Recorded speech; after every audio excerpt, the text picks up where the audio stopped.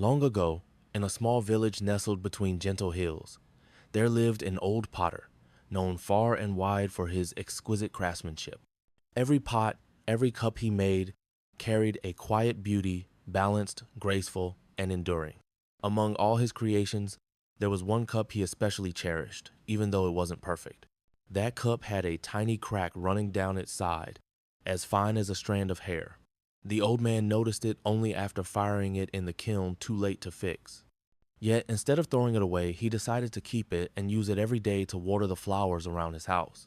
Each morning, he would fetch water from the well, balancing two large cups on a wooden yoke over his shoulders. One cup was flawless, it held water until the very end of the path. The other, the cracked one, leaked along the way, arriving home only half full. Days turned into years, and the cracked cup began to feel ashamed. It often looked at the perfect cup beside it and thought, "I'm useless. I can't even do the simple job I was made for. Every day I lose water on the road. I only make his work harder." One morning, as the potter prepared to fetch water again, the cracked cup finally spoke, trembling with guilt. "Master, I'm sorry. I know I'm not worthy. Because of my flaw, you have to walk farther and work harder just to get enough water." The potter paused, smiled gently, and said, "My dear cup, do you think I haven't noticed your crack?" The cup was silent, confused. "I have," the old man continued softly, "and that's why I planted flowers along your side of the path.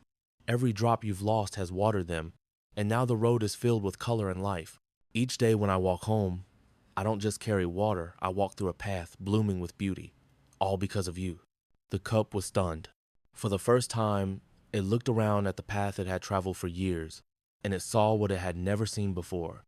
Wildflowers of every hue, yellow, red, violet, swaying gently under the sunlight. All this time, it had only looked down at the water it was losing, never realizing the beauty it was creating along the way. From that day on, the cracked cup no longer felt ashamed. It still leaked water, it was still imperfect, but now it knew that even its flaws had a purpose. Our lives are much the same. We are all cracked cups in one way or another. Some of us carry the wounds of our past, some have missed opportunities, some have failed, and some have lost love.